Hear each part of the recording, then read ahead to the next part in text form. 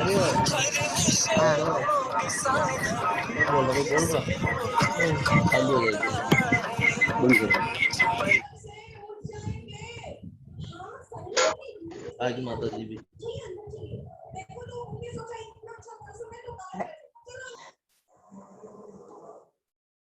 सभी लोग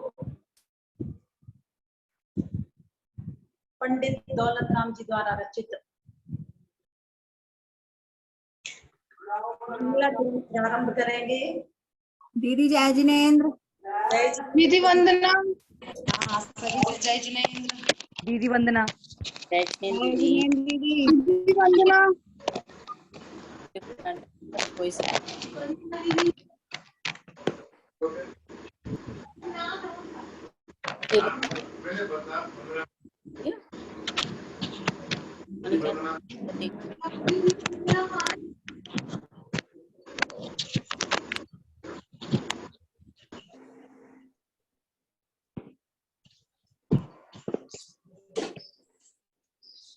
सभी लोग मिलकर के छह ढाला ग्रंथ का मंगलाचरण प्रारंभ करेंगे। समय हो चुका है।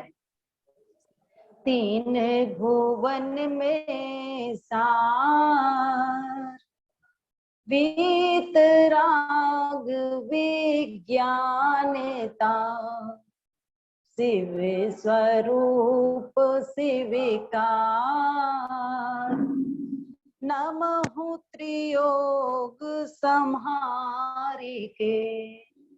बोलिए देवादिदेव 1008 श्री आदिनाथ भगवान की जय। बोलिए देवादिदेव 1008 श्री पार्श्वनाथ भगवान की जय। बोलिए विश्व वंदनीय देवादिदेव 1008 श्री महावीर भगवान की जय। बोलिए प्रशांत मूर्ति आचार्य श्री शांति सागर छाणी महाराज की जय। बोलिए संत श्रोमणी आचार्य श्री विद्यासागर जी महाराज की जय। बोलिए गुरुनाम गुरु आचार्य श्री सुमति सागर जी महाराज की जय। तराकोद्धारक वात्सल्य रत्नाकर आचार्य श्री ज्ञान सागर जी महाराज की जय। बोलिए आचार्य श्री गे सागर जी महाराज की जय। हम और आप सभी संसार के सभी जीवों के प्रति सद्भावना भाते हुए जितने भी कोरोना रोग से पीड़ित हैं वह ठीक हो जाएं, जो सुरक्षित हैं वो सुरक्षित रहें, ऐसी भावना के साथ 9 बार श्री शांतिनाथ भगवान का जाप कर रहे हैं। ओम ह्रीं श्री जगत ओम ह्रीं श्री जगत शांति कराय श्री शांतिनाथाय नमः। सर्वोपद्रव शांति में कुरु कुरु स्वाहा। ओम ह्रीं जगत शांति कराय श्री शांतिनाथाय नमः। सर्वोपद्रव शांति में कुरु कुरु स्वाहा। ओम ह्रीं जगत शांति कराय श्री शांतिनाथाय नमः। सर्वोपद्रव शांति में कुरु कुरु स्वाहा। ओम ह्रीं जगत शांति कराय श्री शांतिनाथाय नमः। सर्वोपद्रव शांति में कुरु कुरु स्वाहा। ओम ह्रीं जगत शांति कराय श्री शांतिनाथाय नमः। सर्वोपद्रव शांति में कुरु कुरु स्वाहा। ओम ह्रीं जगत शांति कराय श्री शांतिनाथाय नमः। सर्वोपद्रव शांति में कुरु कुरु स्वाहा। ओम ह्रीं जगत शांति कराय श्री शांतिनाथाय नमः। सर्वोपद्रव शांति में कुरु कुरु स्वाहा। ओम ह्रीं जगत शांति कराय श्री शांतिनाथाय नमः। सर्वोपद्रव शांति में कुरु कुरु स्वाहा। ओम ह्रीं जगत शांति कराय श्री शांतिनाथाय नमः। सर्वोपद्रव शांति में कुरु कुरु स्वाहा। बोलिए देवादिदेव 1008 श्री शांतिनाथ भगवान की जय। बोलिए आचार्य श्री ज्ञान सागर जी महाराज की जय। प्रतिदिन आप सभी लॉकडाउन के मध्य पंडित दौलत राम जी द्वारा रचित 6 ढाला ग्रंथ का अध्ययन कर रहे हैं, जिसमें प्रथम ढाल आपकी पूर्ण हो चुकी है। पंडित दौलत राम जी ने प्रथम ढाल में चारों गतियों के दुखों की चर्चा बताई है। बहुत बार रिपीट हो चुका है यह विषय, पर उससे पहले मैं आप सभी को 2-3 दिन से 3 लोक के नाथ के दरबार की तरफ ले जाती हूँ। हम मंदिर तो जाते हैं, पर जिन भावों के साथ मंदिर जाना चाहिए उन भावों के साथ नहीं जा पाते हैं। यही वजह है कि मंदिर में जाने के बाद जितना लाभ मिलना चाहिए वह लाभ पूरा नहीं मिल पाता है। आइए हमें अपने आप में झांक करके देखना है कि आखिर क्या वजह है। सीता सती ने भी वही नमोकार मंत्र पढ़ा, चंदन बाला ने भी वही नमोकार मंत्र पढ़ा,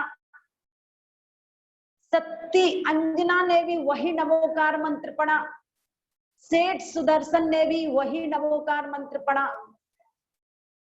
फिर क्या वजह है कि हम आज उसी नमोकार मंत्र की महिमा को नहीं समझ पा रहे हैं। आचार्यों ने तो कहा है कि समस्त मंत्रों को एक तराजू के पड़ले पर रख दिया जाए और मात्र नमोकार मंत्र को तराजू के दूसरे पड़ले पर रखा जाए तो नमोकार मंत्र का पड़ला भारी रहता है। ऐसो पंच नमो यारो सब पाव पणासनो मंगलाणम च सब्बे सिम पद्मम हवई मंगलम। हम लोग प्रतिदिन नमोकार मंत्र कई बार पढ़ते हैं, माला भी फेरते हैं, कई लोग 11 माला भी फेरते हैं, कई लोग 2 माला भी फेरते हैं, कई लोग 1 माला भी फेरते हैं और कुछ लोग ऐसे हैं जो 1 भी माला नहीं फेरते हैं। वो कहते हैं दीदी जी कोई शॉर्टकट रास्ता बता दो, और वो शॉर्टकट रास्ता आपको ज्ञात ही है कि ओम शब्द में 5 परमेष्ठी गर्भित हो जाते हैं और हमें देखना है कि उस ओम शब्द में किस तरह से 5 परमेष्ठी गर्भित होते हैं। अरिहंत प्रभु का ए ले लीजिएगा और सिद्ध परमेष्ठी को अशरीरी बोलते हैं, क्योंकि वो शरीर से रहित हो जाया करते हैं। तो व्याकरण की तरफ मैं आपको ले जा रही हूं। अरिहंत का ए और सिद्ध परमात्मा को भी अशरीरी बोलते हैं, तो सिद्ध परमात्मा का अशरीर का ए प्लस ए बराबर आ हो जाया करता है और उसके पश्चात आचार्य का आ, तो ये समान मतलब ये वृद्धि संधि कहलाती है और आ प्लस आ बराबर आ ही रहेगा। और निश्चित अब आपको उपाध्याय का उ लेना है और उपाध्याय का उ जब आप लेंगे तो गुण संधि हो जाती है और आ और उ मिलकर के ओ हो जाया करता है। और साधु परमेष्ठी को मुनि बोलते हैं और मुनि शब्द का मान लेकर के आप ओम शब्द बना है ऐसा आपको ज्ञात होगा। आइएगा, इस ओम शब्द में 5 परमेष्ठी भी गर्भित हैं। इस ओम शब्द में 3 लोक भी गर्भित हैं। कैसे? आ शब्द कहने से अधोलोक आ जाता है, ओ शब्द कहने से ऊर्ध्वलोक आ जाता है और मां कहने से मध्यलोक आ जाता है। इस तरह से ओम शब्द में सब कुछ समाहित हो जाया करता है। आज हर व्यक्ति शॉर्टकट चाहता है और शॉर्टकट के कारण वह सोचता है कि नमोकार मंत्र की 1 माला फेरने में तो टाइम लगेगा, इतना अच्छा छोटा सा एक अक्षर का मंत्र है ओम ओम, तो क्यों ना हम ओम की माला कर लें। ध्यान रखिए, नमोकार मंत्र की माला जो 35 अक्षर से युक्त है, 58 मात्राएं हैं, 5 पद है। आप सभी को बहुत छोटे में पढ़ने को मिला होगा पहले भाग में कि जिस नमोकार मंत्र को हम और आप सभी पढ़ते हैं, उस नमोकार मंत्र में पंच परमेष्ठियों को नमस्कार किया गया है। नमो अरिहंताणम अर्थात अरिहंत परमेष्ठी को नमस्कार हो। नमो सिद्धाणम सिद्ध परमेष्ठी को नमस्कार हो। नमो आर्याणम आचार्य परमेष्ठी को नमस्कार हो। नमो वज्झायाणम उपाध्याय परमेष्ठी को नमस्कार हो। नमो लोये सब साहुणम अर्थात लोक के समस्त साधु परमेष्ठी को नमस्कार हो। आप सभी का ध्यान गया या नहीं गया? लोये शब्द आपको सबके साथ जोड़ना चाहिए। अर्थ करते हुए, लोक के समस्त अरिहंत परमेष्ठी को मेरा नमस्कार हो।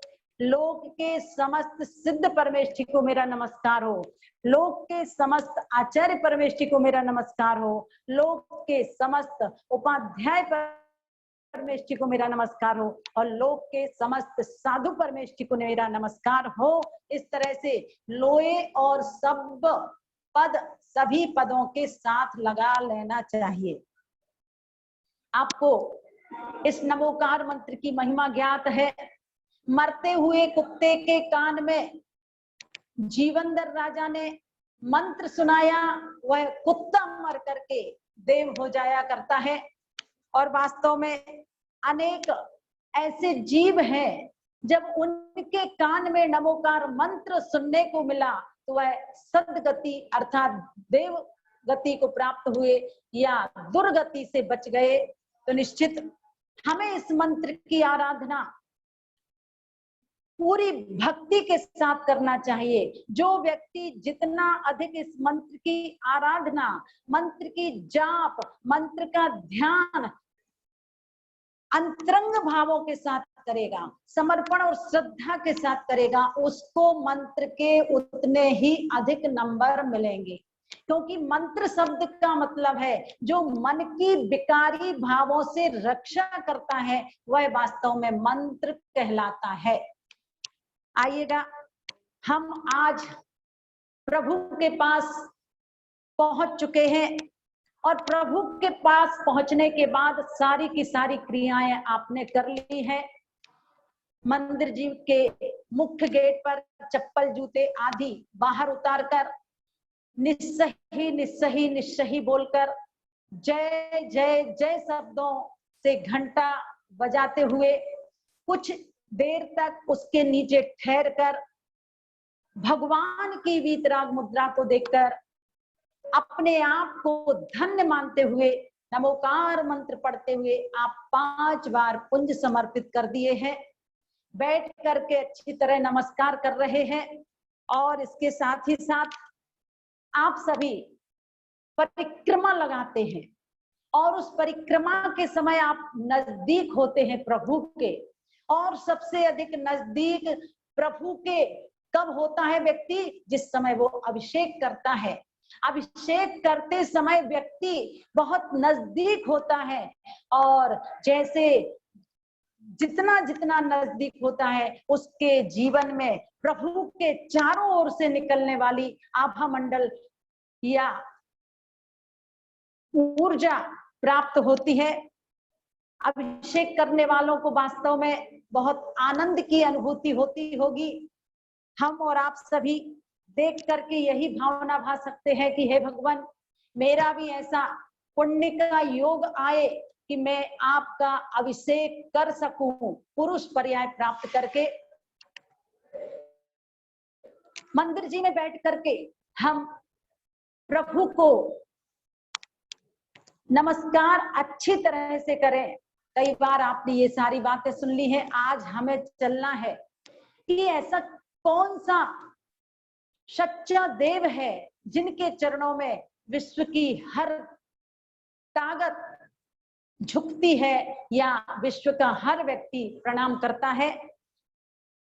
मेरी भावना की तरफ मैं आपको ले चलती हूं, जहां पर हमारे आचार्यों ने कहा है कि हमारे प्रभु वीतरागी होते हैं, सर्वज्ञ होते हैं, हितोपदेशी होते हैं। इन्हीं भावों को लेकर के पंडित जुगल किशोर जी मुख्तियार साहब ने बहुत सुंदर पंक्तियां मेरी भावना में लिखी हैं। जिसने राग द्वेष का मादिक जीते सब जग जान लिया, सब जीवों को मोक्ष मार्ग का निष्प्रय हो उपदेश दिया। ये मस्तिष्क हर किसी के चरणों में नहीं झुकाना चाहिए। झुकने से पहले आप ये देखिए कि हम जहां ये मस्तक झुका रहे हैं वह वीतरागता से युक्त है या नहीं है। यानी अगर कोई उनकी आरती करता है तो वो प्रसन्न नहीं होते, अगर कोई उनकी निंदा करता है तो वह अप्रसन्न नहीं होते हैं। इसलिए सबसे पहली विशेषता प्रभु की यही है, वह वीतरागी होते हैं, विषयों की आशा नहीं जिनके। तो जिसने राग द्वेष का मादिक जीते, अर्थात जिन्होंने पुरुषार्थ के बल पर, साधना के बल पर राग द्वेष मोह ममता कलह क्लेश आदि विकारी परिणति को जीत लिया है, अर्थात जो वीतरागी अवस्था को प्राप्त हो गए हैं वो सच्चे देव कहलाते हैं।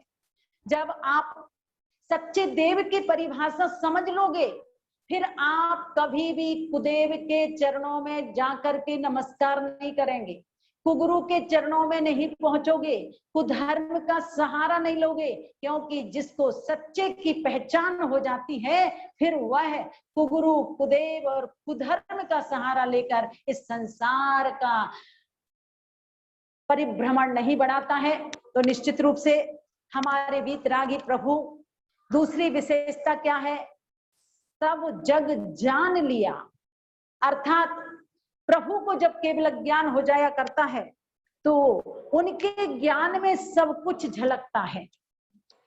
उनके ज्ञान से कोई भी वस्तु अछूती नहीं रह जाया करती है।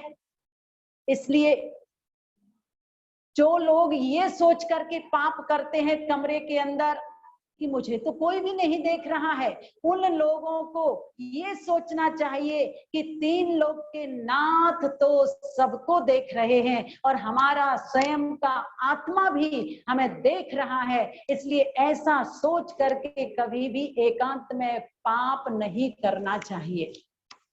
एक दिन आपको चर्चा के दौरान कहा गया था कि कभी भी हमें प्रभु के दरबार में जाकर के चप्पल जूते नहीं चुराना चाहिए। किसी की कोई भी वस्तु अगर आपको मंदिर जी में मिली है तो अगर हमारी नहीं है तो सबसे अच्छा है कि हमें उठाना ही नहीं चाहिए। और अगर आपको ये पता लग गया कि मेरी सहेली की ये चीज है तो आप उठा करके उस तक पहुंचा दीजिए। तीसरे नंबर पर अगर आपको पता है कि ये व्यक्ति की चीज छूट गई है और आपको मिला है तो आप ऑफिस में कमेटी वालों के पास जमा करा दीजिए, उसका नाम लिखा दीजिए। और अगर वास्तव में वो चीज हमारी नहीं है तो सबसे अच्छा है कि हमें किसी भी तरह की कोई भी चीज बिना पूछे उठाना नहीं चाहिए। आपको ये भी ज्ञात है, नीचे देखकर चलने में 3 फायदे हैं। आचार्य परमेष्ठी के और साधु परमेष्ठी और उपाध्याय परमेष्ठी के मूल गुणों की चर्चा आपने सुनी है। अरिहंत परमेष्ठी के 46 मूल गुण होते हैं, सिद्ध परमेष्ठी के 8 मूल गुण होते हैं, आचार्य परमेष्ठी के 36 मूल गुण होते हैं, उपाध्याय परमेष्ठी के 25 मूल गुण होते हैं और साधु परमेष्ठी के 28 मूल गुण होते हैं। और मैं अगर आपसे पूछूं कि आपके कितने मूल गुण होते हैं तो बहुत कम श्रावकों को ये पता है कि हमारे भी 8 मूल गुण होते हैं। आप तो कहोगे ये तो बहुत अच्छी बात है, सिद्धों के भी 8 मूल गुण, हमारे भी 8 मूल गुण, फिर 8 मूल गुण हैं वह तो अष्ट कर्मों के 6 से प्रकट हुए हैं, पर हमारे जो 8 मूल गुण हैं उसके लिए कहा गया है कि प्रत्येक माँ पिता का कर्तव्य है जब आपका बच्चा 8 साल का हो जाता है आपको गुरु महाराज के चरणों में ले जाकर के उसको संकल्पित कराना चाहिए कि हे गुरुदेव, आज से मेरा बेटा मद्य मांस मधु का त्याग कर रहा है। 5 उदंबर फलों का त्याग कर रहा है, क्योंकि आप जानते हैं इनमें बहुत जीव हुआ करते हैं। इसलिए श्रावक को गुरु चरणों में जाकर के प्रतिज्ञा लेना चाहिए कि आज के बाद हम इस तरह की कोई भी चीज यूज नहीं करेंगे जो डायरेक्ट मांस आदि से युक्त है। श्रावक की भूमिका में मुझे नहीं पता कि आपने अष्टमूल गुणों का पालन करने का संकल्प लिया है या नहीं लिया। अगर अभी भी आपने संकल्प नहीं लिया हो तो गुरु चरणों में जाकर के संकल्पित होइए, अपने बच्चों को संकल्पित कराइएगा, तब आप भी 8 मूल गुणों से युक्त कहलाओगे। अरिहंत परमेष्ठी कौन है? 3 लोक के नाथ की विशेषताएं मेरी भावना में बताई है, जो वीतरागी होते हैं, सर्वज्ञ होते हैं, और तीसरी विशेषता बताई है दूसरी पंक्ति में, मोक्ष मार्ग का जो मार्ग प्रशस्त करते हैं, हमें कल्याण की बात बताते हैं, हमारे हित की बात बताते हैं, वह हितोपदेशी हुआ करते हैं। इस तरह से 3 विशेषताओं से युक्त हमारे सच्चे देव होते हैं, जो वितरागी होते हैं, सर्वज्ञ होते हैं और हितोपदेशी होते हैं, वही वास्तव में सच्चे देव कहलाते हैं। क्योंकि मैंने आपको पहले बताया था कि आपका ये मस्तिष्क सच्चे देव, सच्चे शास्त्र, सच्चे गुरु के चरणों में झुकना चाहिए। अब आप 3 लोक के नाथ के दरबार में पहुंच चुके हैं और नमस्कार कर चुके हो। अब आपके पास समय है तो आपको पूजन करना चाहिए, आपके पास समय है तो आप माला फेरिएगा। इस तरह से आप जितना अधिक से अधिक समय परमात्मा के दरबार में दे सकते हैं, ईमानदारी के साथ पूरा समय अपने लिए देना चाहिए, किसी और के लिए नहीं देना चाहिए। बहुत मुश्किल से तो परिणाम बनते हैं, जिनका पुण्य का उदय होता है उन्हीं को 3 लोक के नाथ का दर्शन का भाव जागृत होता है। अन्यथा बहुत से लोग तो प्रमाद के कारण, बहुत से लोग तो ऐसे ही भगवान के दर्शन करने में प्रमाद कर दिया करते हैं। तो निश्चित अगर आप प्रभु से जुड़ जाओगे, परमात्मा का एक बार भी आपका सच्चा परिचय हो जाएगा परमात्मा से, फिर आपको मंदिर का नियम दिलाना नहीं पड़ेगा। आपके चरण प्रातः काल उठते ही सबसे पहले जिनालय की तरफ जाएंगे और मंदिर में आकर के आप सभी प्रभु के पास निज आत्मा का परिचय प्राप्त करोगे। तो निश्चित ये सच्चे देव की विशेषताएं हैं जो अरिहंत परमेष्ठी में पाई जाती हैं।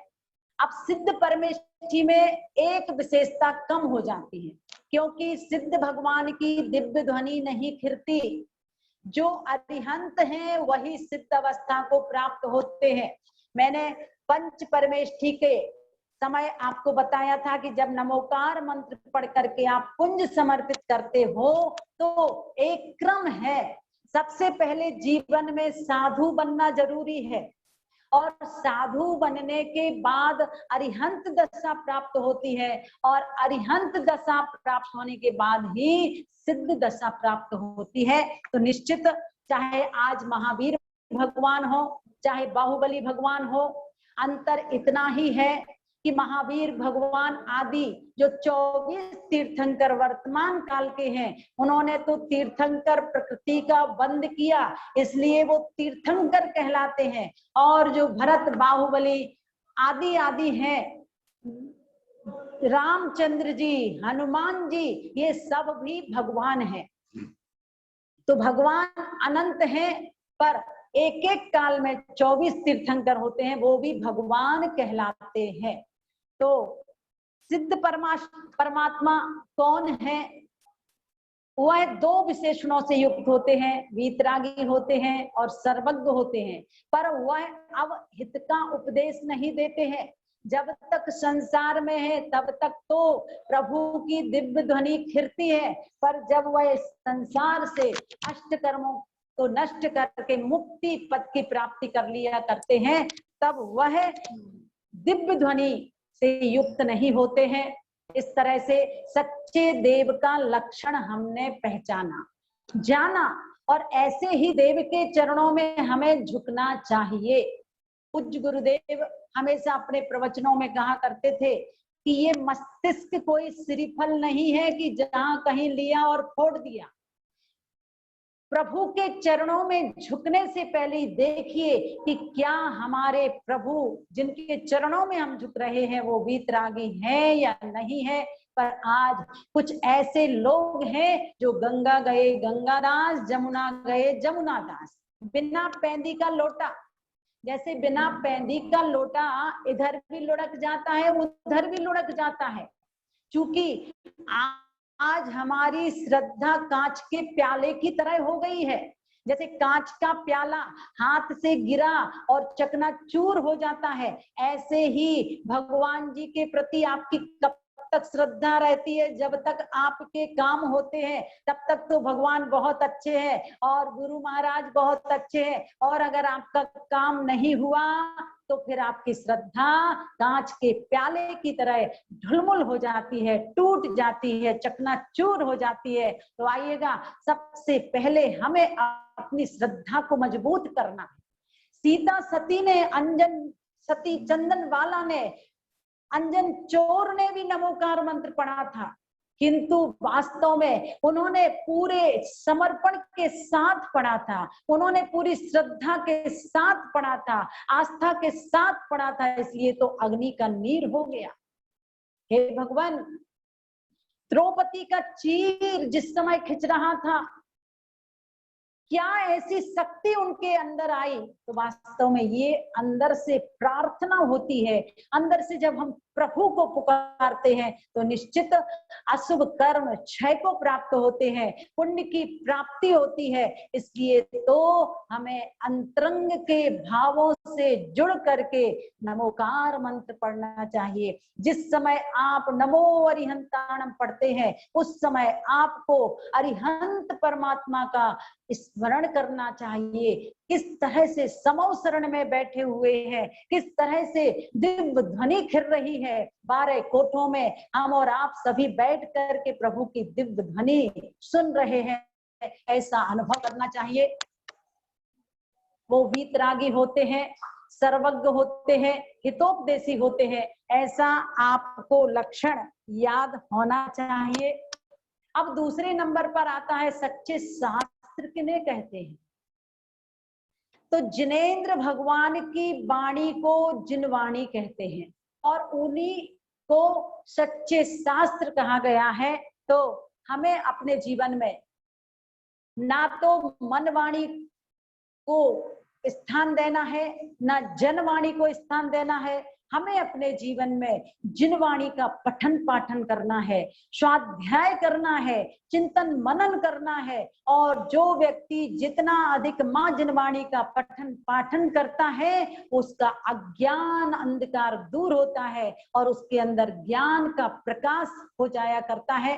तो निश्चित जो व्यक्ति जितना अधिक जिनवाणी का पठन पाठन करेगा विनय के साथ, कल मैंने आपको कुछ बातें बताई थी कि जिनवाणी जिस समय आप पढ़ते हैं उसको नाभि के नीचे के अंगों से स्पर्शित नहीं कराना चाहिए, उसको पैर पर रख करके नहीं पढ़ना चाहिए। छोटे छोटे जब हम और आप थे, स्कूल जाते थे और स्कूल में पुस्तकों के पृष्ठ पलटते समय थूक लगा लिया करते थे। आज हम समझ गए हैं कि हमें कभी भी जिनवाणी के पृष्ठों को थूक लगा करके नहीं पलटना चाहिए, चाहे वो स्कूल की पुस्तकें हों। तो अब आप अपने अपने बच्चों को भी एक जानकारी दीजिए कि बेटा पुस्तकों के पृष्ठ थूक लगाकर नहीं पलटना। अगर हम थूक लगाकर पलटते हैं तो ये मां जिनवाणी या पुस्तक की अविनय कहलाती है। तो निश्चित रूप से हमें बच्चों को ये बचपन से संस्कार देना चाहिए। इसके साथ ही साथ कल बताया था कभी कभी पढ़ते पढ़ते आप पुस्तक को उल्टा रख दिया करते हैं, पुस्तक के ऊपर मोबाइल, रूमाल, चश्मे का कवर आदि आदि रख देते हैं। वो भी मां जिनवाणी की अविनय है। पुस्तक को कभी भी उल्टा नहीं रखना, एक बार का प्रसंग हम लोगों को याद आ जाता है, महिला आश्रम सागर का प्रसंग है। हम लोग पंडित पन्नालाल जी साहित्याचार्य जी से रत्नकरंड श्रावकाचार पढ़ रहे थे।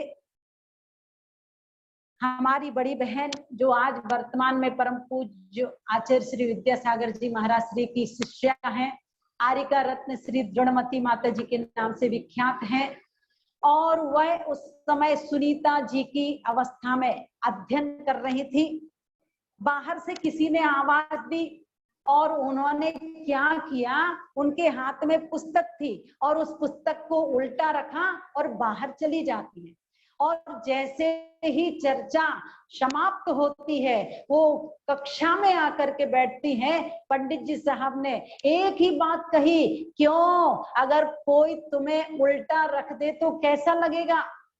उस दिन के बाद से हम लोगों के हाथ से कभी भी पुस्तक उल्टी नहीं रखी गई है।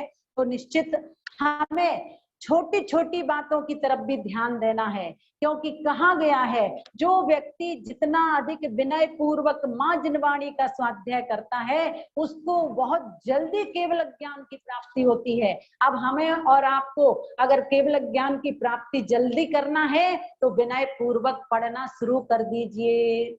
पुस्तकों की तरफ पैर फैला कर नहीं बैठना, पुस्तकों को हमेशा कवर आदि चढ़ा करके पूरी विनय के साथ नमन निवेदित करना चाहिए। जहां से आपने उठाई है उसको यथा स्थान विनय के साथ रखना चाहिए। इसके साथ ही साथ धर्म सभा में बैठने के भी कुछ रूल हैं। अगर आप पीछे आकर के आगे बैठते हो तो ये भी गलत है। आप जितने बजे आए हैं आपको धर्म सभा में जहां जगह मिल रही है वहां बैठिएगा।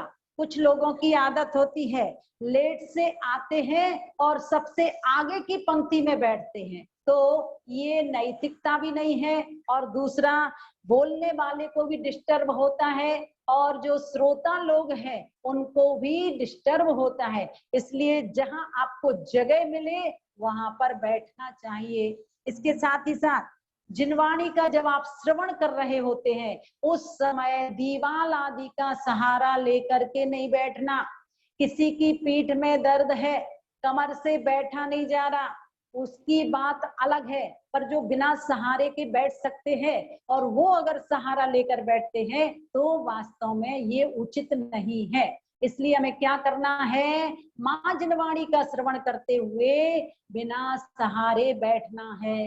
अब गुरु की वाणी या माँ जिनवाणी का श्रवण करते हुए पैर पर पैर रख करके नहीं बैठना, अर्थात घुटने के ऊपर घुटना रख करके जो सेठ जी जैसी आसन लगा लिया करते हैं उस आसन में नहीं बैठना चाहिए। साथ ही साथ माँ जिनवाणी का अध्ययन करते हुए श्रवण करते हुए बीच में से उठ करके नहीं जाना। अब घरों में आज पारस चैनल या ऑनलाइन के माध्यम से आप लोग धर्म श्रवण कर रहे हैं, कभी विशेष परिस्थिति आ जाती है तो उठ करके भी चले जाते हो, पर वास्तव में जो सामने आप प्रवचन सुनते हो वह अलग है और घर में बैठ करके जो प्रवचन सुनते हो, कभी प्यास लगाई तो आप उसमें पानी भी पी लेते हो, बच्चे ऊधम कर रहे हैं तो बच्चों को डांट भी देते हो, या और कोई बाधा आदि आती है तो आप उठ करके चले जाते हैं। तो वास्तव में अगर धर्म सभा में बैठकर किसी भी तरह का इमरजेंसी काम है और उठ करके जाना है तो ऐसे नहीं जाना।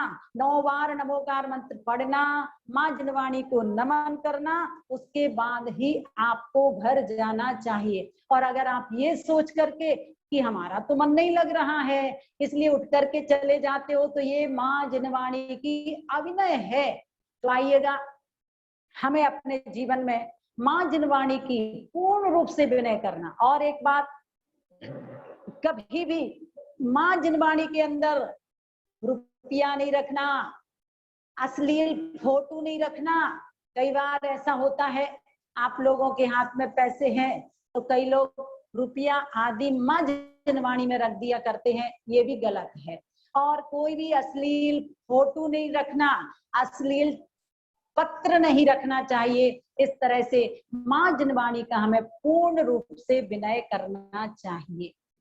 इसके साथ साथ जहां आप माँ जिनवाणी को विराजमान करते हो घरों में, अगर कोई भी लेडीज अशुद्धि का समय को प्राप्त है तो ऐसे जगह पर माँ जिनवाणी मत रखिए जहां पर अशुद्धि के समय जाना आना होता हो, या तो 3 दिन 1 दिन पहले से ही आप लोग माँ जिनवाणी को अच्छी तरह से ढक दीजिए।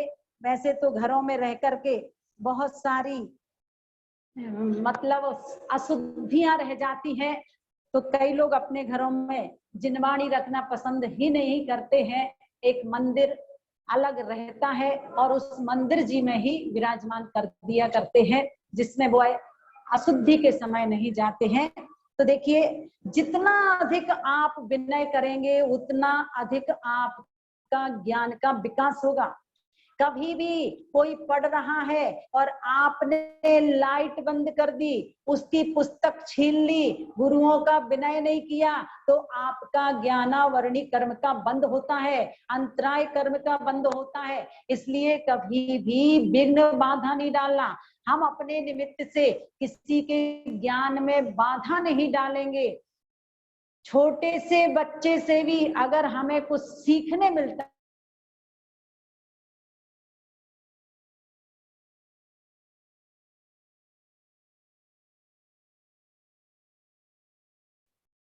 दीदी आवाज नहीं आ रही है।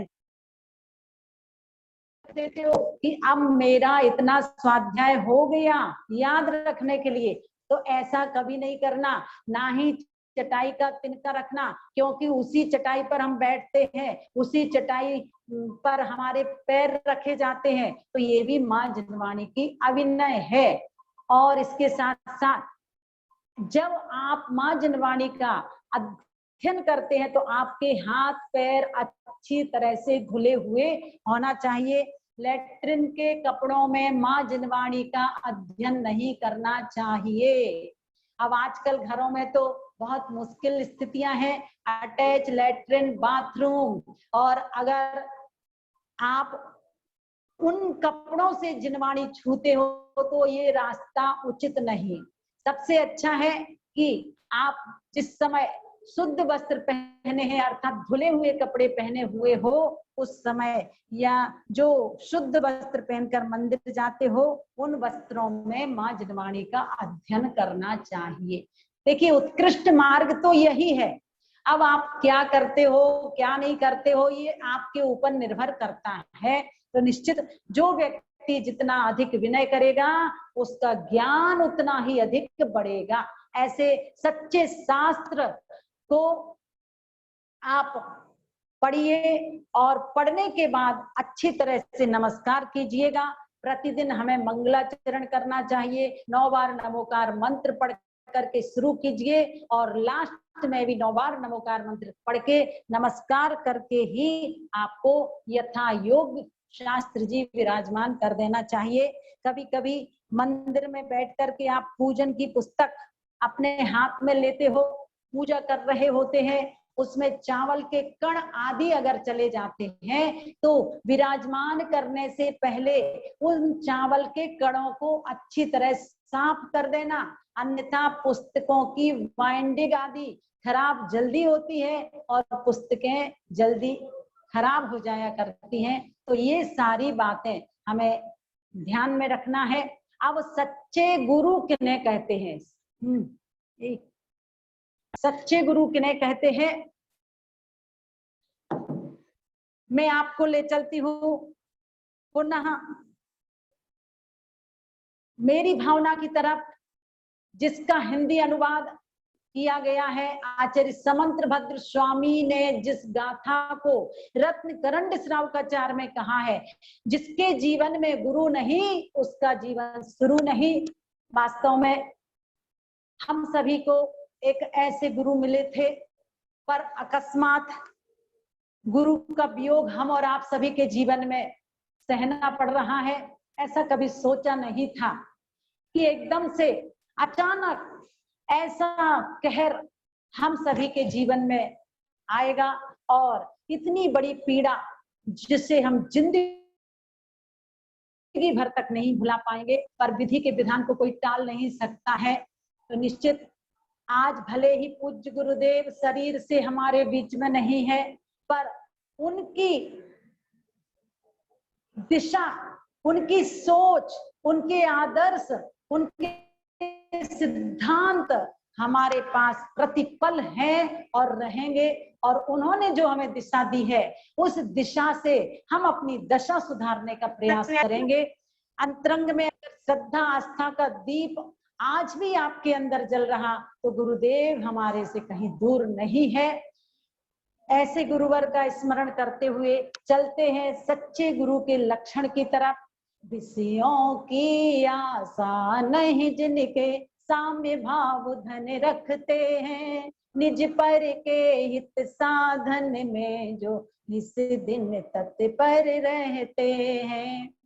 स्वार्थ त्याग की कठिन तपस्या बिना खेद जो करते हैं, ऐसे ज्ञानी साधु जगत के दुख समूह को हरते हैं।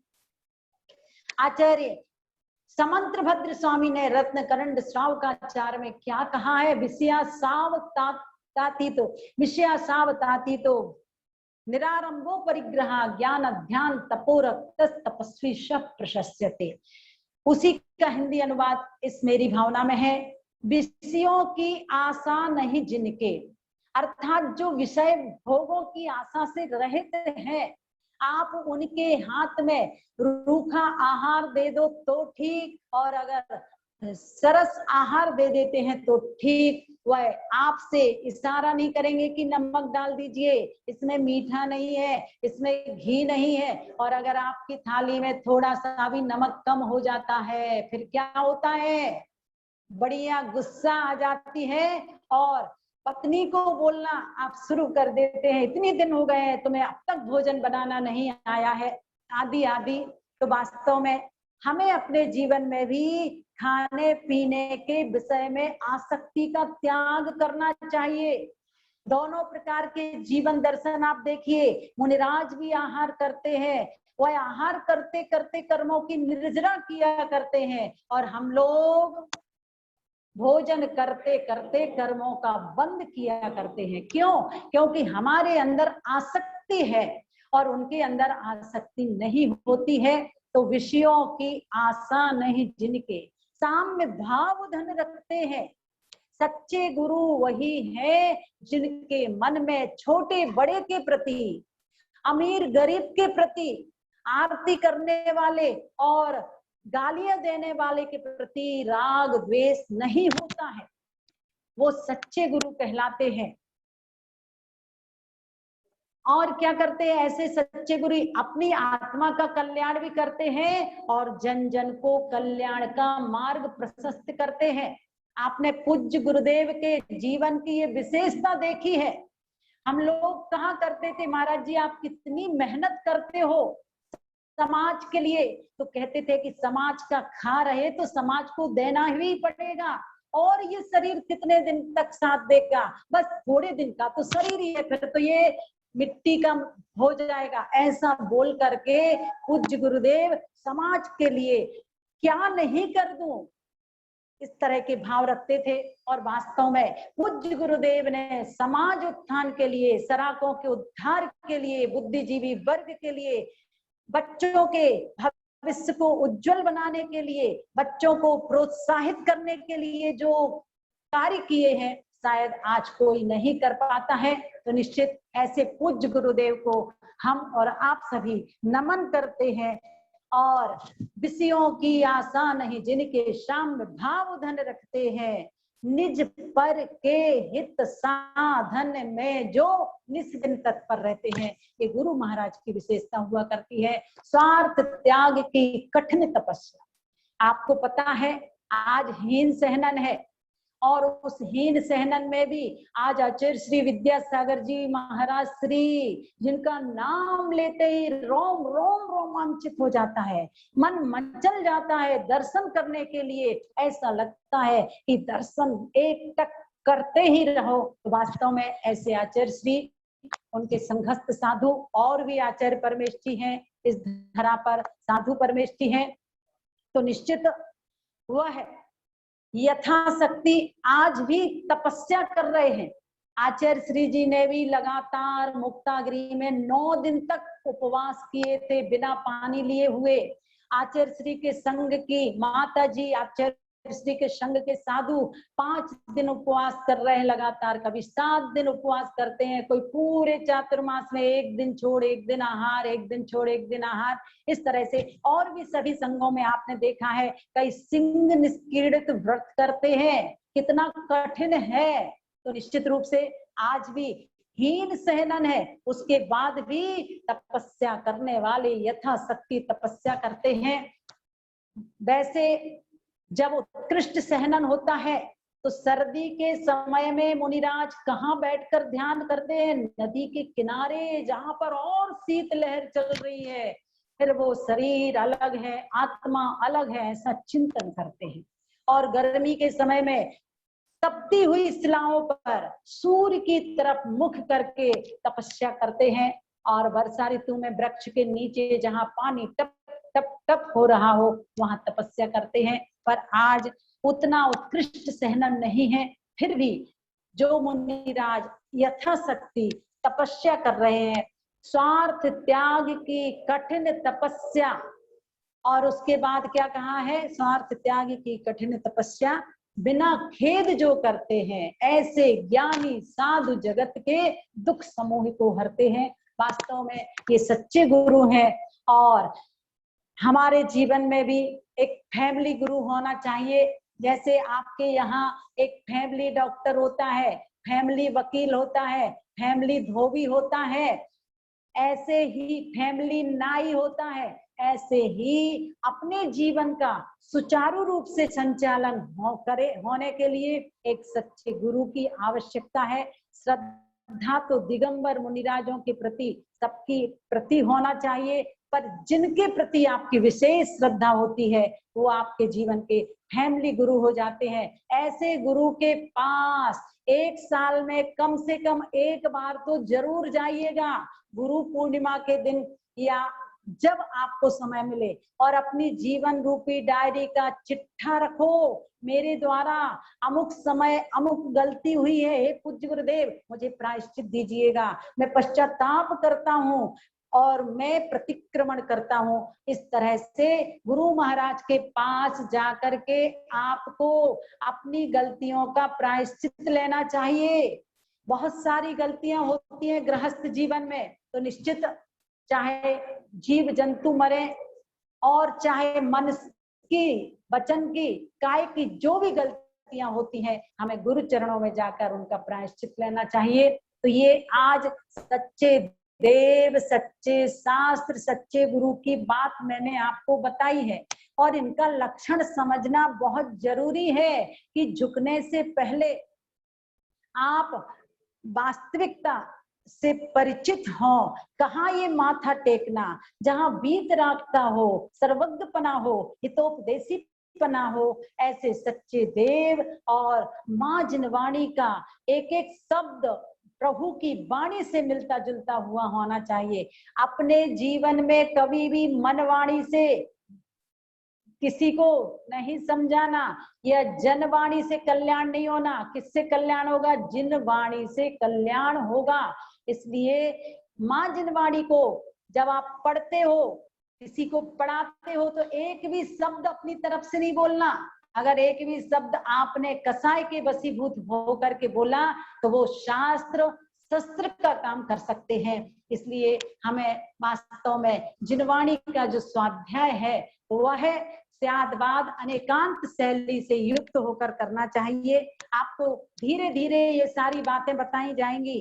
क्या है स्यादवाद, क्या है अनेकांतवाद, निश्चय ने किसे कहते हैं, व्यवहार ने किसे कहते हैं, ये सब वस्तु तत्व को समझने के माध्यम में चलते हैं। प्रथम ढाल तो बहुत दिनों से हम दोहरा रहे थे, आज दूसरी ढाल की तरफ चलते हैं। पंडित दौलत राम जी ने दूसरी ढाल में चारों गतियों के दुखों का कारण बताया है कि संसार में हम अनंत काल से परिभ्रमण मिथ्या दर्शन, मिथ्या ज्ञान, मिथ्या चारित्र के कारण कर रहे हैं। और ये मिथ्या दर्शन के भी दो भेद किए हैं, अग्रहित मिथ्या दर्शन, ग्रहित मिथ्या दर्शन। ऐसे ही मिथ्या ज्ञान के भी दो भेद हैं, अग्रहित मिथ्या ज्ञान और ग्रहित मिथ्या ज्ञान। ऐसे ही मिथ्या चारित्र के दो भेद हैं, अग्रहित मिथ्या चारित्र और ग्रहित मिथ्या चारित्र। आपसे पूछा जाए कि दूसरी ढाल में कितनी बातों की चर्चा है, तो मात्र 6 बातों की चर्चा है। और उसके बाद विस्तार करो तो अग्रहित मिथ्या दर्शन का मतलब है 7 तत्वों के प्रति अनादिकाल से जो हमारी 7 तत्व विपरीत श्रद्धान है, जीव के स्वरूप को जीव रूप ना मान करके विपरीत मान लिया, शरीर को ही जीव मान लेना, ये जीव तत्व की भूल है। अजीव तत्व की भूल बताई है, शरीर की उत्पत्ति में आत्मा की उत्पत्ति मानना और शरीर के नाश में अपनी आत्मा का नाश मानना, जबकि आत्मा तो ना जन्म लेती है और ना मरती है। जब तक इस शरीर का संयोग है तब तक हमें ऐसा लगता है कि वास्तव में यह आत्मा निकल गई और ये मिट्टी का शरीर मिट्टी में रह गया। पर जब सिद्धत्व की अनुभूति होती है तो शरीर उनके साथ नहीं रहता है, वो फिर ज्ञान शरीरी हो जाया करते हैं। तो निश्चित हमें अपने जीवन में जिस तत्व का जैसा स्वरूप है वैसा ही जानना चाहिए। चेतना जीव तत्व का लक्षण है, परंतु जो मिथ्या दृष्टि जीव है, क्योंकि मिथ्या दृष्टि जीव का मतलब है विपरीत ऐसा जीव हमेशा शरीर को ही आत्मा मानते हैं। रात दिन शरीर की तो सेवा करते हैं, सुबह से रात तक किसकी सेवा करते हो? शरीर अपनी आत्मा के लिए देते हो। जिस दिन उपवास करते हो उस दिन क्या हालत होती है, और गर्मी का समय हो तो और मुश्किल। आपको मुकेश जी दिखाई दे रहे हैं, बेंगलोर निवासी सुनीता जैन के नाम से जो डला हुआ है। जब पूज्य गुरुदेव बेंगलोर में पहुंचे सन 2010 में, उस समय जब मुकेश भाई महाराज श्री के सानिध्य में आए और महाराज श्री से चर्चा परिचर्चा हुई, पर्युषण पर्व की बेला आई, तो सहज में ही इनका भाव बन गया कि मैं 10 दिन तक अन्न का त्याग करूंगा। क्यों? वहीं से नियम लिया था ना आपने। हाँ, बहुत अच्छा। अब देखिएगा, मुकेश जी ने नियम लिया सो लिया। इनकी धर्म पत्नी भी सोचती है कि मैं कोई पीछे रहने वाली नहीं हूँ, और जहाँ मुकेश जी ने 10 लक्षण के व्रत किए, वहीं पर सुनीता जी ने भी 10 लक्षण के व्रत किए।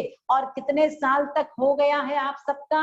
मुझे लगता है 10 वर्ष पूरे हो चुके हैं। हो गए क्या जी? तो बहुत अच्छा। और वास्तव में मैंने देखा था सन 2016 में, जब परम पूज्य आचार्य श्री का श्री दिगंबर जैन ज्ञान तीर्थ क्षेत्र पर चातुर्मास चल रहा था।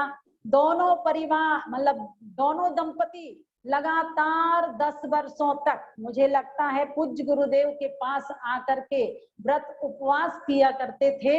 और जब चातुर्मास चल रहा था, पर्युषण पर्व के दिनों में आए थे, तो प्रतिदिन शांति धारा की बोली लेते थे। और आहार के समय जिसने मात्र 1 दिन पानी, 1 दिन उपवास किया हो, महाराज जी के बगल में 1-1 पौन घंटा खड़े होते थे। मैं कहती थी कि मुकेश भाई आपका कल का उपवास है, आप रहने दीजिए। तो कहते थे कि मुझे तो पूज्य गुरुदेव के बगल में ऊर्जा मिलती है। तो वास्तव में ये होती है श्रद्धा और भक्ति।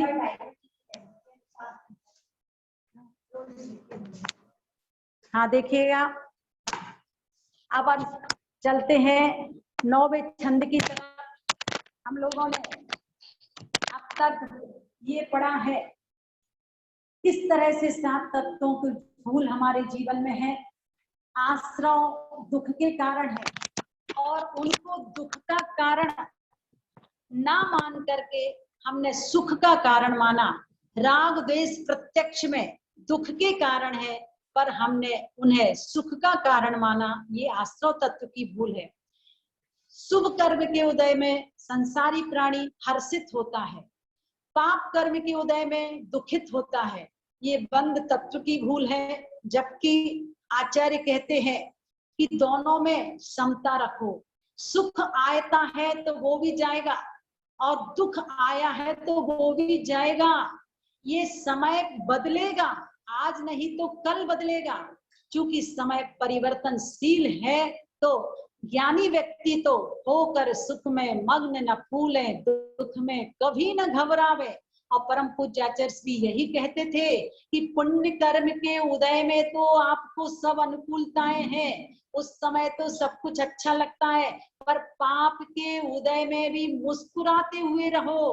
कोई गालियां दे दे उस समय भी आपके चेहरे पर कोई गलत भाव नहीं आए, सामने वाले के प्रति गलत सोच नहीं बने, तो सच्ची साधना है। और अगर कोई हमें गालियां दे देता है तो आप क्या करते हो? हम किसी से पीछे थोड़ी हैं, हमारे अंदर भी वो शक्ति है, और सामने वाले ने 2 सुनाई, हमने 4 सुना दी है। तो इस तरह से हमारे जीवन में क्षमा भाव नहीं है, हमारे जीवन में सहन शक्ति का आज अभाव होता जा रहा है।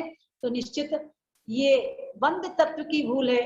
अब संबर तत्व की भूल, आत्मा का हित ज्ञान और वैराग्य में है, पर उसको मिथ्या दृष्टि जीव कष्टदायी मानता है। निर्जरा तत्व की भूल बताई थी, रोके न चाह निज शक्ति खोए, अपनी आत्मा की शक्ति को छिपा करके मिथ्या दृष्टि जीव अपनी इच्छाओं को नहीं रोकता है।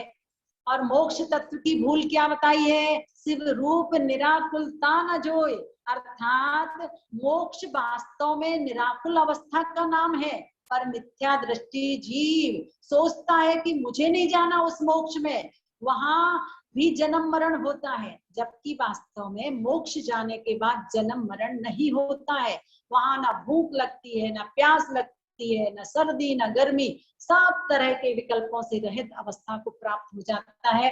तो मिथ्या दृष्टि जीव 7 तत्वों के प्रति इस तरह से विपरीत श्रद्धान करता है।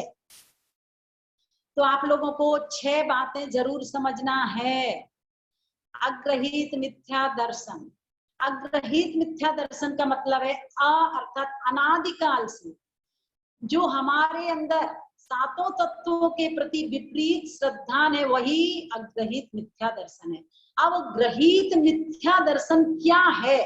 खोटे देव, खोटे शास्त्र, खोटे गुरु, जिनको कुगुरु, कुदेव, कुधर्म कहते हैं, उनका सहारा लेकर के हमारी जो विपरीत श्रद्धा होती है वह ग्रहित मिथ्या दर्शन है। अर्थात वर्तमान में हम खोटे देव, खोटे शास्त्र, खोटे गुरु का सहारा लेकर के जो विपरीत श्रद्धान कर लिया करते हैं, वो ग्रहित मिथ्या दर्शन है। आज उसी की परिभाषा हमें पढ़ना है। 9वें नंबर का छंद आप लोग निकाल लेंगे। जो कुगुरु कुदेव कुधर्म सेव, पोसे चिर दर्शन मोह एव, अंतर रागादिक धरे जे, बाहर धन अंबर दे सने, धारे कुलिंग लहि महत भाव, ते कुगुरु जन्म जल उपल नाव। एक एक शब्दों को समझिए।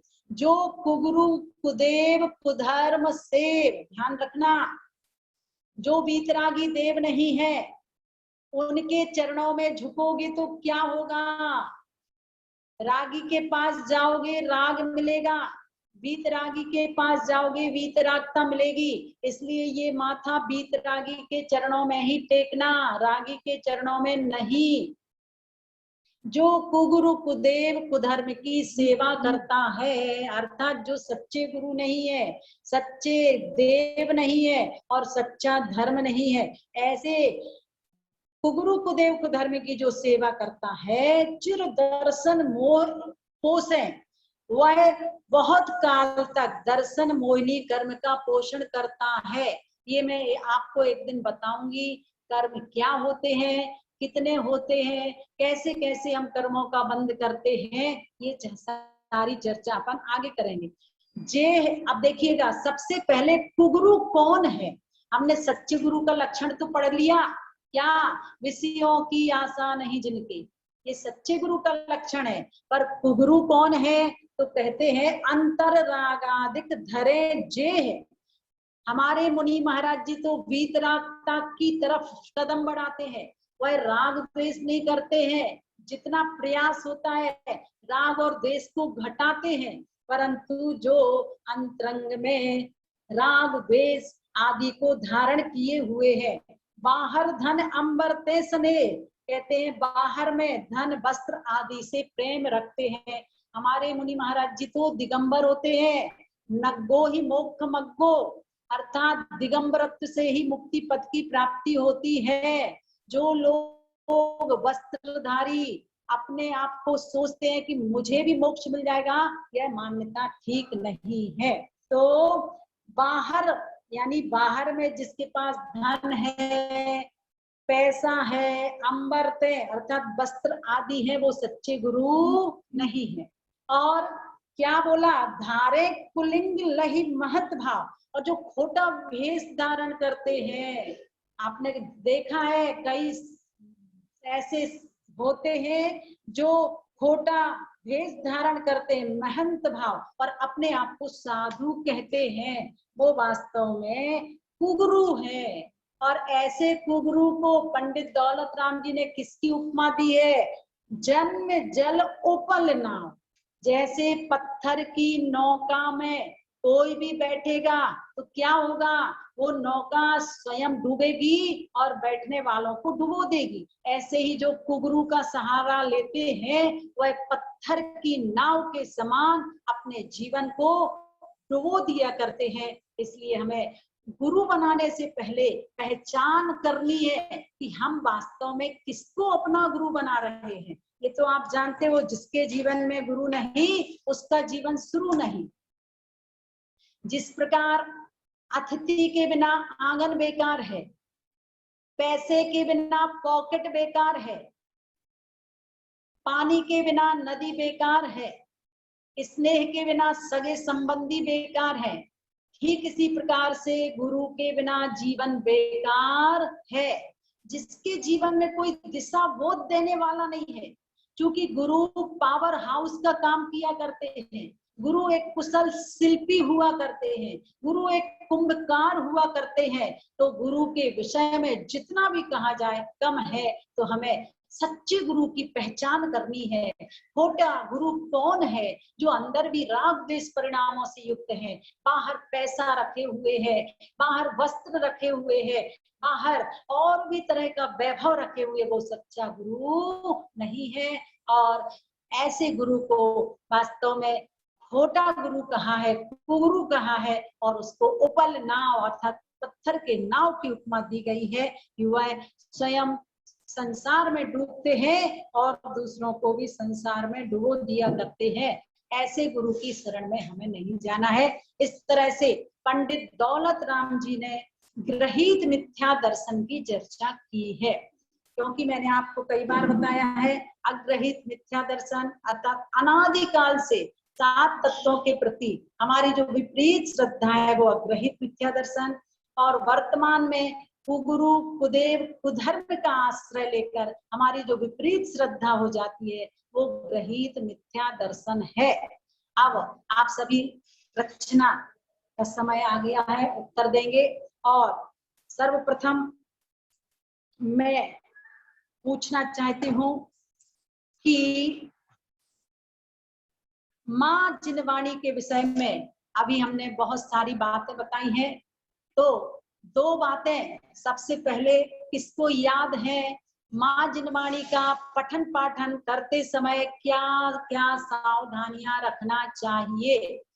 आप में से चंदा भाभी, ये तो बहुत सरल बात है जी, बहुत सरल बात है, ये तो बता ही दीजिए आप कि माँ जिनवाणी का पठन पाठन करते समय क्या क्या ध्यान रखना। दीदी हम बताएं? प्रश्न का उत्तर दीजिए। मधु भाभी आप बताइए। माँ जिनवाणी के ऊपर जी हम बताएं। दीदी हम बताएं। हाँ बोलिएगा। चावल नहीं रखने चाहिए। जी हम बताएं। रुकिए, दीदी हम बताएं। नहीं नहीं, जिससे पूछ रहे, मधु भाभी जी आवाज खोलिए।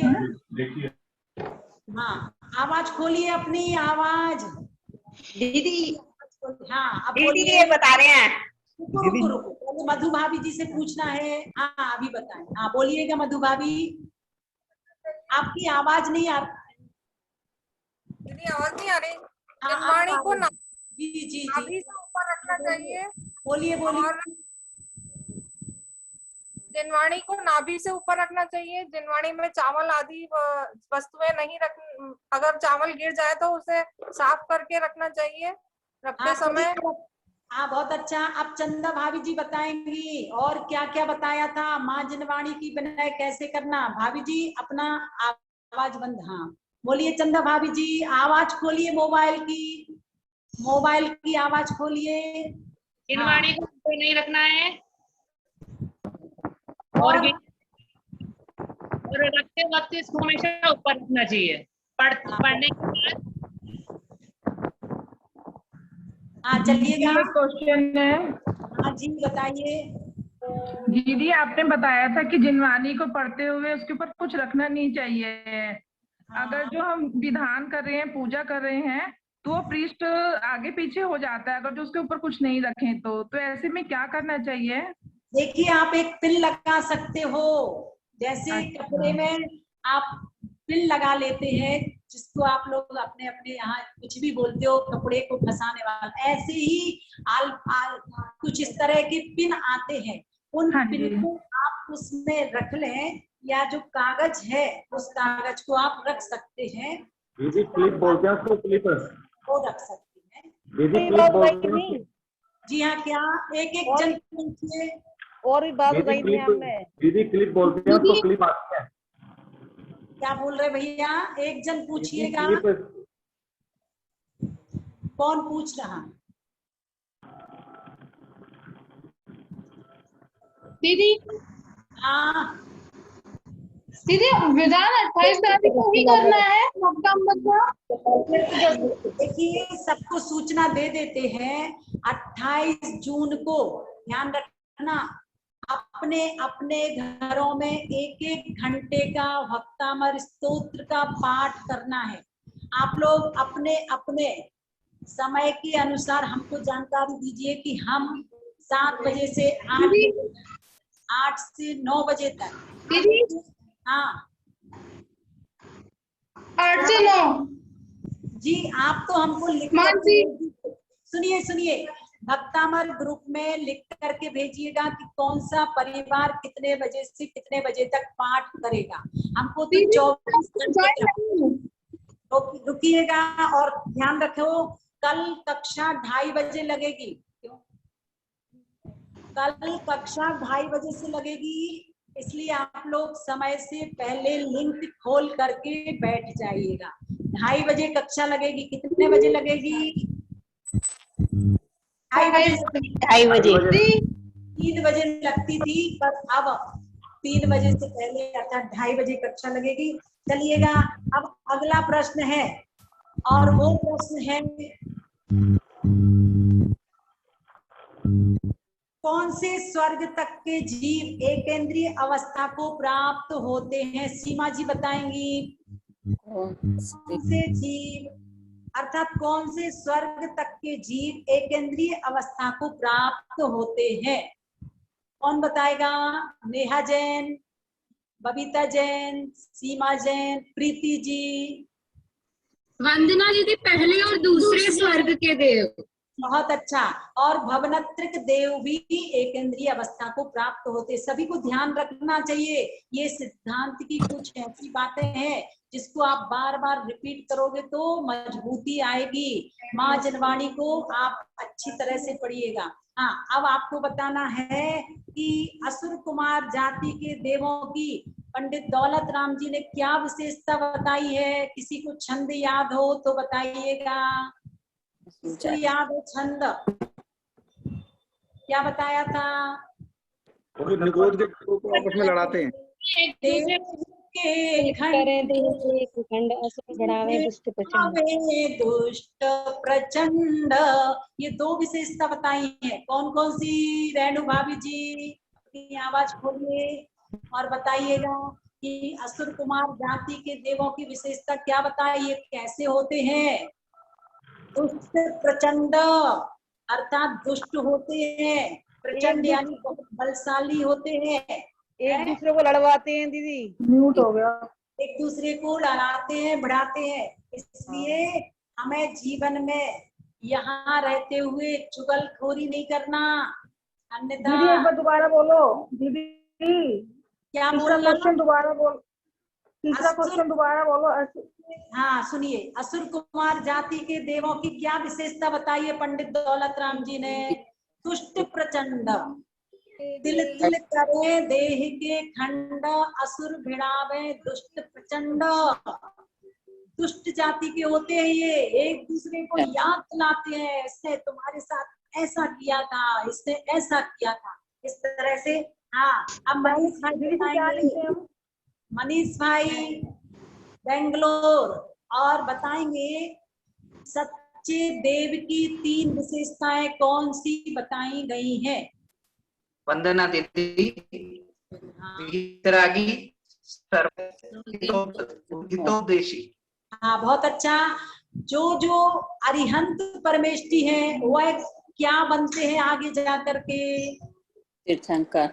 परमेश्वर। सिद्ध, वही तो सिद्ध बनते हैं। हाँ तो सिद्ध आज परमेश्वर। महावीर भगवान कौन से परमेष्टि में आते हैं? सिद्ध परमेश्वर। हाँ बहुत अच्छा, सिद्ध परमेष्टि कहलाते हैं। अब आपको बताना है महावीर भगवान कौन से परमेष्टि कहलाती है?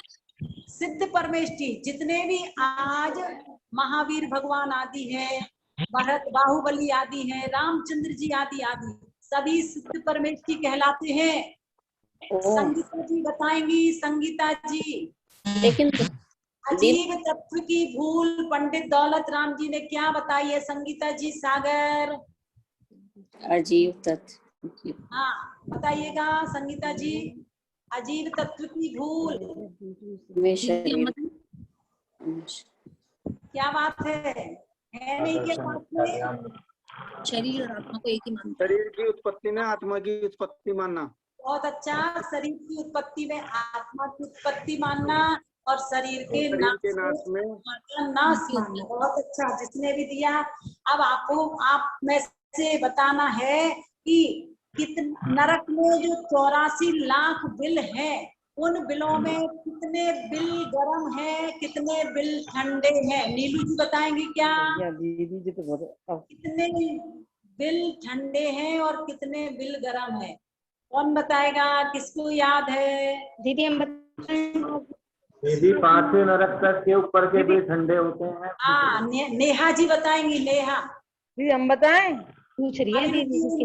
हाँ नेहा जी। वंदना दीदी, 42,25,000 बिल तो उष्ण है और 1,70,000 बिल शीत है। चलिए बहुत अच्छी बात है, आपने बात याद रखी कि 84 लाख बिल है और 84 लाख बिलों में 82,25,000 बिल तो गर्म है और उसके बाद 1,75,000 बिल ठंडे हैं। अब इसके साथ ही साथ कमलेश भाभी जी बताएंगी। आवाज खोल लीजिए। कितने पटल हैं? कितने पटल हैं? नरकों में कितने पटल बताए थे? 49 पटल है दीदी। 49 49 पटल। बिल की संख्या तो है 84 लाख और पटल अर्थात मंजिल तो प्रथम नरक में कितने बिल पटल बताए थे? 13 पटल है दीदी। हाँ इस तरह से 13, 11, 9, 7, 5, 3, 1 इस तरह से ये पटलों की संख्या बताई थी। और अब आपको बताना है दूसरी ढाल की रचना पंडित दौलत राम जी ने किस छंद में की है? पद्धरी छंद में दीदी। पद्धरी छंद में है ना, याद रखिएगा, पद्धरी छंद में की गई है। और अब आपको बताना है, आज सच्चे गुरु का लक्षण बताया था मेरी भावना की पंक्तियों के अनुसार। हितेश भाई, आपको याद है क्या मेरी भावना की पंक्तियां? हाँ जी याद है। गुरु का लक्षण बताइएगा, क्या बताया था? 2 पंक्तियां बोलिए। सच्चे गुरु का लक्षण। हाँ, विषयों की आशा नहीं जिनके साम्य भाव धन रखते हैं, निज पर के हित साधन में जो साम्य भाव निस्दिन तत्पर रहते हैं। बहुत अच्छा, निस्दिन तत्पर रहते हैं। हाँ बहुत अच्छा। और संजय जी बताएंगे, अपना ये माथा कहाँ टेकना चाहिए, रागी के चरणों में कि वीतरागी के चरणों में? वीतरागी के चरणों। हाँ, और हमारी श्रद्धा आस्था शालिनी बताएगी कैसी होती जा रही है। हमारी श्रद्धा आस्था किसके समान होती जा रही है, क्या बताया था? कांच के प्याले की प्याले के समान। कैसे? कौन बोल रहा है? बारान वाली भाभी, सुलेखा भाभी जी। हाँ, तो आज हमारी श्रद्धा वास्तव में कांच के प्याले की तरह हो रही है। जब तक अनुकूल है, हमारा काम हो रहा, तब तक तो श्रद्धा आस्था है। और अगर काम नहीं होता तो अरे भगवान जी, इतने बरस हो गए आपके पास आते आते, अब भी हमारा काम नहीं हो रहा। तो देखिए, हाँ अब आगे बताना है। नीलू जी बताएंगी प्रभु के चरणों में नमस्कार क्यों करना, कैसी भावना के साथ नमस्कार करना। नीलू जी, क्या बात है, बहुत सरल है ना? कौन बताएगा? सविता जी, सुषमा जी। दीदी हम बताएं? हाँ बोलिए। दीदी जिस अवस्था में आप हो उसी अवस्था में प्रभु हम भी पहुंच जाए, ऐसी भावना रखनी चाहिए। बहुत अच्छा। वंदे तद्गुण लब्धे, अर्थात हे भगवान, जिन गुणों की प्राप्ति आपने की है उन गुणों की प्राप्ति मुझे भी हो जाए, इसलिए हम नमस्कार करते हैं। और अभी अभी कुगुरु को किसकी उपमा दी गई है? कुगुरु को कौन से नाव की उपमा दी गई है, सुलेखा भाभी जी? दीदी हम बताएं? किसकी उपमा दी गई है? पत्थर की नाव की। अर्थात पत्थर की नाव की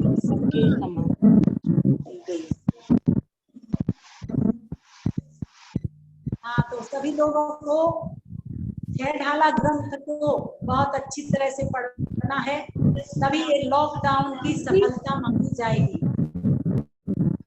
ऑनलाइन आप लोग बड़ी तत्परता के साथ प्रतिदिन मां जिनवाणी का अध्ययन सुन रहे हो, अध्ययन कर रहे हो, तो निश्चित ये बहुत शुभ लक्षण है। और अच्छे कार्यों को तुरंत कीजिए, बुरे कार्यों को कल के ऊपर डाल दीजिए। जब भी अच्छा कार्य करने का मन हो उसको तुरंत करने का भाव बनाना, और अगर कोई गलत कार्य करने का मन में भाव बना तो उसको कल के ऊपर डाल देना, ताकि आपके जीवन में बुराइयां प्रवेश ना कर पाए। क्योंकि कल के ऊपर डाल दोगे तो अपने आप मन ढीला हो जाएगा। और अच्छे कार्यों को कल के ऊपर नहीं डालो, जो अच्छे कार्य हैं उनको कीजिए। इस तरह से आज छह ढाला ग्रंथ का समापन करते हैं हम। और दीदी जी हाँ दीदी हम ग्रुप में ज्वाइन नहीं है। क्या कर रही हो? हम ग्रुप में ज्वाइन नहीं है। आपकी आवाज स्पष्ट समझ नहीं आ रही है। दीदी हम बक्ताम्बा ग्रुप में ज्वाइन नहीं है। क्या? कौन बोल रहे? नाम बताइए, नाम बोलिएगा। मानसी। क्या? मानसी। अच्छा जी, अच्छा जी, आप अपना नंबर भेज देना, बता देंगे, ठीक है ना? अच्छा आप सभी वंदना दीदी एक सेकेंड। दीदी समव शरण में दूसरे कोटे में कौन रहते हैं दीदी, एक बार क्लियर कर दीजिए। कल्पवासी देवियां। ठीक है दीदी आप लिख लीजिए, और हम देख करके अगर कोई मिस्टेक होगी तो बता देंगे वैसे। हाँ, और अब हम और आप सभी कल 2:30 बजे आपको लिंक खोलकर बैठना है और जिन जिनको नहीं पता है उनको भी ये लिंक भेजिएगा ताकि सभी लोग याद दीदी जी। हाँ जी, आप अपने नंबर दीजिए, मैं आपको जैसे लेकर भेजती हूँ। हाँ हाँ नंबर दे देंगे हम आपको। दीदी वंदना दीदी टाइम 3 बजे का ही रखिएगा ना प्लीज। हाँ सभी लोग ध्यान से अपना भक्तामृत का समय बता दीजिए। जो लोग अपने अपने घरों में 7 से 8 बजे तक करें वो हमको लिख कर दे देना, जो 8 से 9 करें। जी हाँ चलो अब क्लास का टाइम 3 बजे ही रखिए प्लीज। क्लास, हाँ दीदी क्लास का टाइम 3 बजे सही है ना? तो क्यों है 2:30 बजे? अभी तो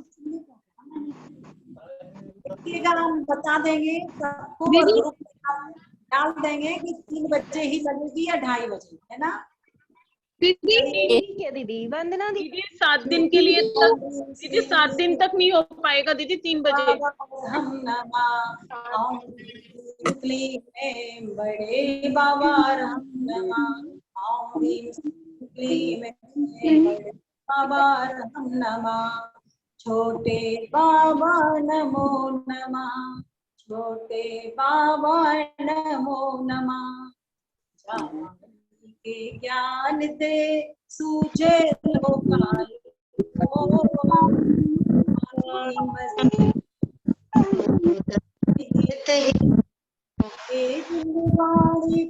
आरती कोई जपो दिन रहे,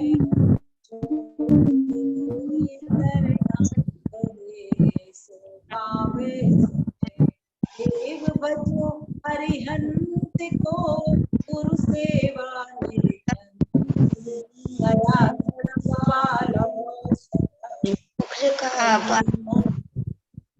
सब ग्रंथों में श्रेष्ठ है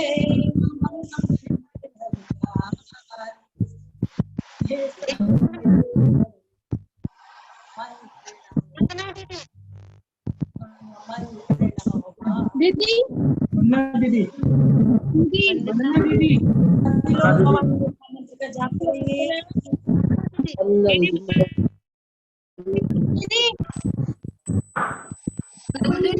दीदी